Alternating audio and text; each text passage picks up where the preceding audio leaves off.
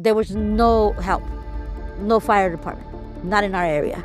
We didn't see one until now that they're coming by. On the flip side of that, I can sit there and say, well, you need to do something about the homeless cabins. A lot of the fires lately, especially in California, are the homeless. Also the dismanagement of the forest. It's just a situation like this. You had the Palisade fire start, and then you had this one start. You're stretching the resources. The firefighters, they're stretched thin up here. They've helped as much as they could. But you're really not going to stop when fire like this. Bro, I've never seen anything like this. It feels like literally like an apocalypse. This is my old elementary, engulfed in flames right by my mom's house. Yeah, bro, everything's just going to shit right now. We were here for over 40 years. Now it's all gone. Just seeing stuff like this just brings me to tears, bro. I just had to go water down my homie's house, took his bird. Homie was just chilling. He left him there because he left him last night.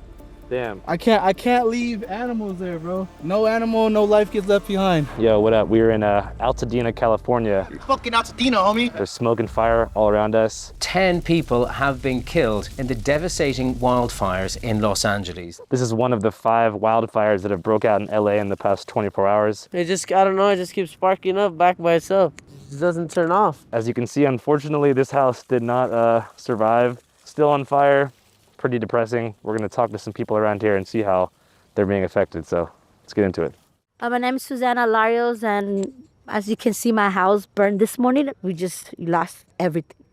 Thank God that we're all alive, that we were able to evacuate and, go to safety until now that we return back to see our house gone. This is unreal. We've been here for 13 years. Everything is gone. We didn't even get a chance to actually take anything out of our house. Was there anything in the house in particular that you feel like you're really sad about not being able to get?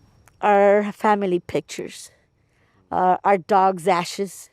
We had them cremated and they were in our house, and, just those personal belongings. Everything else is material. It can be replaced. But memories, when they were young, my kids were young, I will never get those pictures back. What's one of your favorite memories here? We had a pool, so, yeah. Family times, barbecues, summer, this is the place to be. I think first time coming into the house, pool wasn't ready, but our dog decided to jump in, so we went after him. He actually fell in the pool, and he went in a swampy pool and, rescue him from drowning. Oh, you did? Because he didn't know how to swim, and he was, running around in a circle and fell in the pool, so. Was that the same dog whose ashes was in there, or a different dog? No, it's the same. Nike. Yeah, the Nike. same. Yeah, the same ashes. What kind of dog was Nike? A bull terrier. Yeah, that's the pool. We had a pool table over there. It's gone. This is the back house to the house. You can't see not even one room. It's a 2-story house. As far as like fire insurance, is that something that you had? I hope so. I mean, yes, that's one of the things I remember talking to our agent, State Farm. And hopefully we do have that insurance. State Farm canceled hundreds of homeowners' insurance policies for residents in many of the same areas in the path of the Southern California wildfires. The insurance company's reasoning for canceling policies was due to concerns about the increased frequency and magnitude of wildfires in the state. The company deemed the decision a necessary business strategy to prevent, quote, financial failure. I sent her the picture of the house when it was burning. Mm-hmm. So, she's going to give me our policy number and help me out with whatever I can. Well, I hope that insurance covers a lot of this stuff. That's what it's supposed to do, right? Yes, I hope so. We'll see what happens when we reach out to them, if they can help us. But everything else is gone. Do you have an email address for people out there who might want to help you and get in touch with you? Sure. It's Estrada. That's ESTRADA _S @yahoo.com.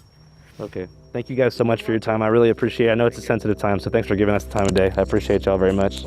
Unlike the Pacific Palisades area on the west side, an affluent area where many celebrities' homes unfortunately burnt down, Altadena is a diverse, working-class suburb located just north of Pasadena in the foothills of the Angeles National Forest. As we've seen, many in the area have been critical about the lack of fire department response, and across the world, everybody seems to be pointing fingers at who to blame for the wildfires. However, many locals understand that the magnitude of these fires is unprecedented, and that firefighters and first responders are doing everything they can to keep the fire contained, which is particularly difficult due to the state's crippling water crisis, a situation that by all measures is a direct result of climate change, overconsumption, and corporate greed.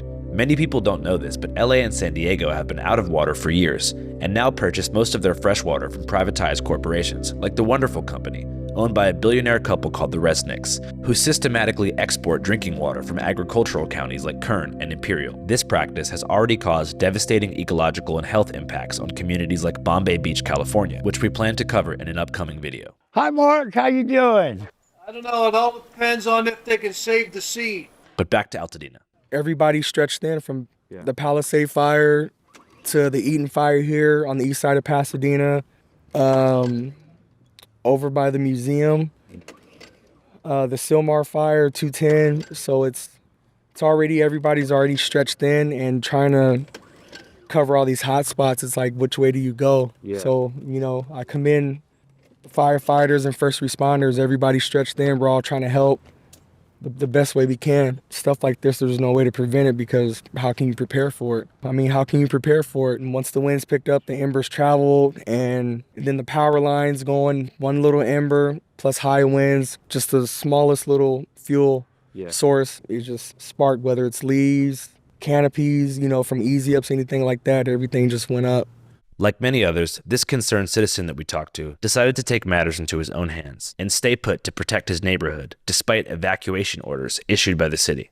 Me, I was born and raised here, my childhood home, so I did everything I could to save it. We're a pretty tight-knit community. My next door neighbors, we all grew up with each other since we were kids. A lot of my buddies were, you know, coming through with supplies and generators. We managed to save, you know, my dad's house, next door neighbor, and these 4 houses. With the help of some other guys, you know, we wet all the roofs, the floors. Got the fires out first. The fire started over here, and then my son and I, we just kept the water and kept all the ambers from jumping from house to house. So we managed to save some houses on the back street in Navarro. We managed to save those with water hoses. We managed to survive, but, you know, unfortunate for my other neighbors, they didn't make it. You know, all their stuff is gone. It hurts. Yeah, it hurts. Just gone. Nobody deserves it. While some people were able to stay back and protect their homes from catching on fire, others followed city orders and evacuated, with the hopes that they'd get lucky and their house would be spared. However, most people in Altadena did not get so lucky.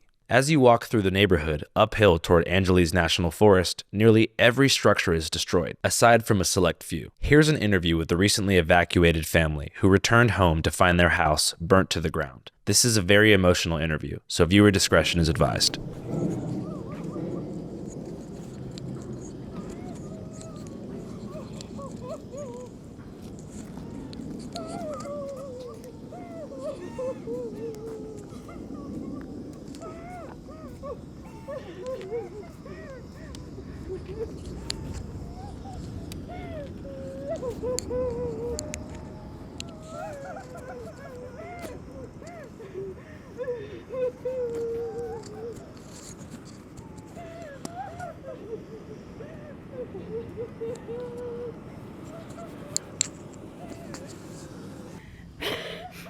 Is this your house? Yeah. We were here for over 40 years. Now it's all gone. We had evacuated early this morning about 3:30. There was well, we saw the fires, but we didn't think, you know, that it was going to reach this low. We were just able to leave with whatever we had on and, you know, a little bit of clothes, but not really. We lost everything we had in the house. Pictures, memories, everything's gone. We don't know what we're gonna do now. So was it the embers coming from the mountain caused some of the houses? Yes, because last night it was about, I don't know, 5 o'clock when we saw the fire, or a friend, her sister drove by Eaton Canyon, and she took a video and she told us, but we didn't think anything of it until we started seeing that the fire started moving, you know, quickly. But we didn't think, you know, that it was gonna come down this far, you know. But we just got up and left around 3:30, 4 o'clock in the morning. That's so about 12 hours ago. Yeah. And the winds were really, really strong, and it was pitch black. So we panicked. So we just got whatever we could, because she has 2 little kids, my 2 little grandsons. We just got whatever we could, and we just left. What was the most important item you think was in the house? My mom, my parents passed away, so their pictures, her baby, you know, her kids' pictures. I mean, but that's the least, of our problems. We got out alive and we're okay. Aside from that, do y'all have insurance or anything like that? No, we don't. We rented it. We didn't own the house, but we rented. But still, we lost everything. We don't know what we're gonna do now. It'll take us time to pick up and start over, but it's gonna be hard. If somebody wanted to donate to you to offer you some help and some aid during a moment like this, is there any way that someone could do that? Like, do you have Zelle or something like that? We have Zelle that are connected to my husband's phone number. Mine is through email. It's L_Espinoza68@yahoo.com.